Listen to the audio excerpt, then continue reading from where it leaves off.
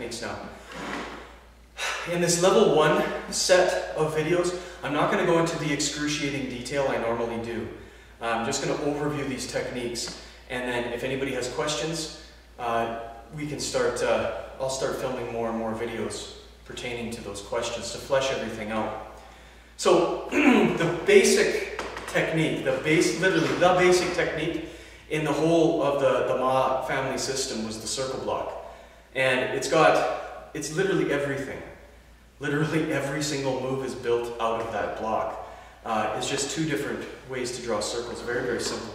So if I just take a nice easy going move here, my guard's up. The basic circle block is very simply fingers together, thumb in, wrist bent, and you're just drawing a circle. Now I'll just go one hand at a time here. Okay? Get off the squeak on the floor. Just one hand at a time. I know this seems ridiculously easy, and it should for now. Now, the thing that you need to remember is that any 360-degree arc is a circle block. So this is a circle block, this is a circle block, this is a 360-degree arc, so it's also a circle block. And the idea here is that you start to look into how every single technique starts to fall into different categories. Just because I'm calling this a circle block doesn't mean it's only for blocking. It can also be for striking. So I mean, this one, for instance, is used a lot for striking, to come straight out at somebody. It can also be used for hooking, grabbing, blocking kicks, striking legs, striking people in the groin, striking people in the eyes, whatever.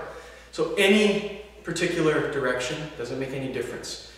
I believe in the other video I show Dragon Serves T, which is basically a three-dimensional look at a circle block.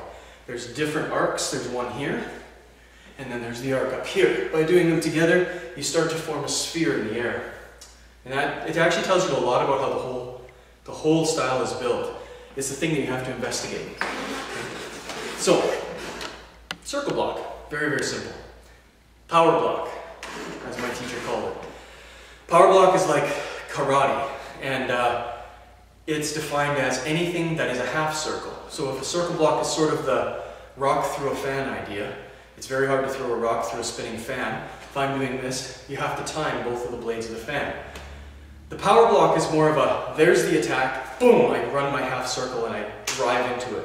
It's less of a deflection and more of a strike, where you're striking the opposing limb. So the exercise I generally give people is this one, where we've just got two of them running at the same time. So you've got power blocks running up and down. Whichever is the blocking hand should run on the outside of your arm. So in this case, I'm thinking about somebody punching at my chest or face. This comes on the outside of my arm so that I don't get tangled, and I can do my block. If it was something coming from my stomach, I would do this block on the outside of my arm on the way down, for the same reason, so I don't get tangled up. Power block. Now, again, lots of variants. A half circle, pretty simple to figure out. This is then a power block, because it's half of this circle. Okay? Look like karate, right? Half circles, very, very simple.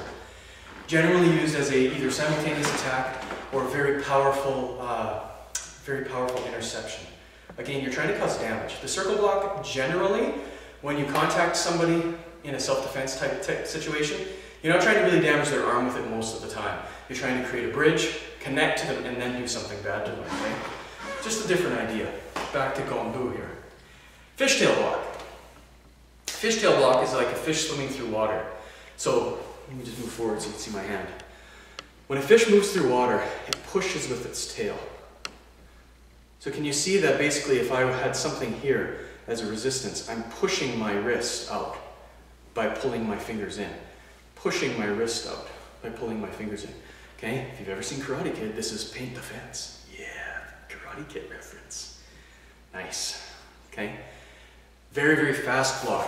This is a nice block for anything out of this guard position. Something comes flying at the face, you only have to move a very short distance, okay? And of course, kind of getting into theory a little bit, but speed is the time it takes to cover a distance. So if your guards are in the correct wedge shape, doesn't matter where we are, if somebody tries to get past that wedge, you only have to move a very short distance, which means your hands are very, very fast. Is it the most powerful block in the world? Not at all. It's a deflection. You're just trying to get things to deflect. There's a saying in Chinese martial arts that when something brushes your beard, you've blocked correctly. You don't want their hand way, way up here. You want it to fly right past your face. Why? Because then they'll overcommit. They think maybe they've gotten through, they don't know what's really happening, and their arm is right there for you to do whatever, take a bite out of it. Okay, fishtail block. Again, any directions. We've got up and down, nice easy basics, back and forth, forward and backward. Okay, very Wing Chun-ish shots, forward and backward. Okay, any direction. What you want to do is you want to train, maybe I'm going to grab the bag. You want to train these in order to be able to actually hit something with them. It's very important to train this against something, like a partner, a heavy bag, a tree, don't hit trees, but something like that, in order to toughen up the wrist and to really get a feel for what's going on. Okay, that's very, very important. I'm going to grab that just a second.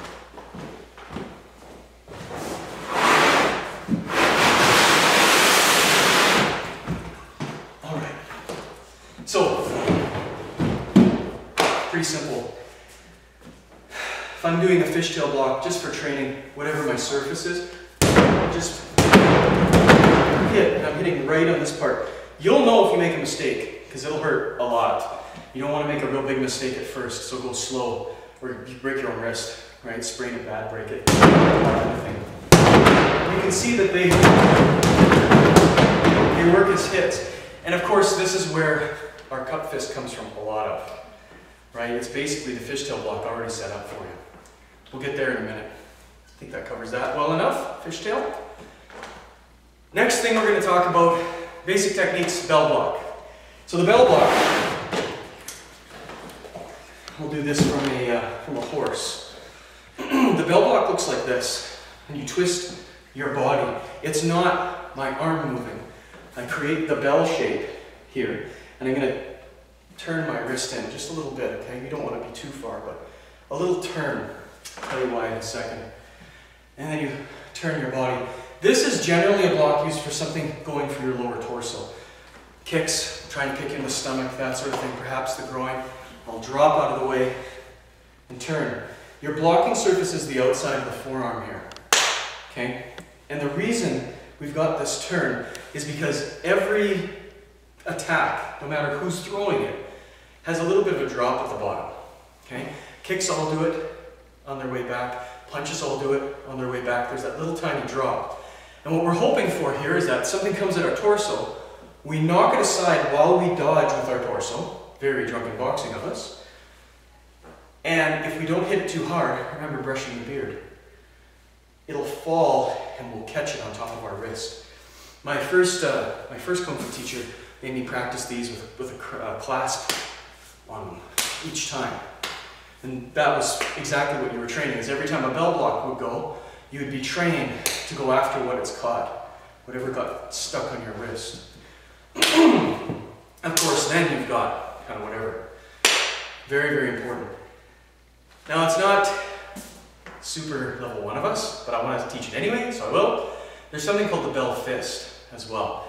And bell fist is the bell block, but you let it extend upwards. So it's the same technique, which will create a whip in your body. You can kind of see it even as I go slow in my fist.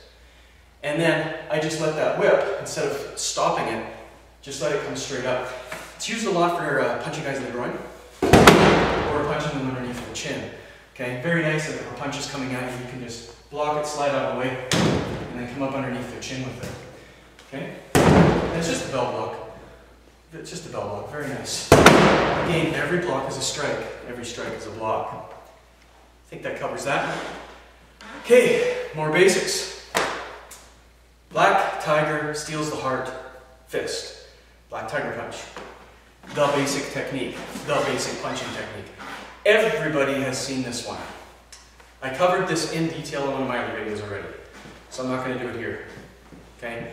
All you got to remember, it's in the very first videos that I filmed for YouTube. Good tight fists, which means you're coming in, first set of joints from the smallest finger, and then tucking the thumb underneath. What this does is it's going to give you a staircase.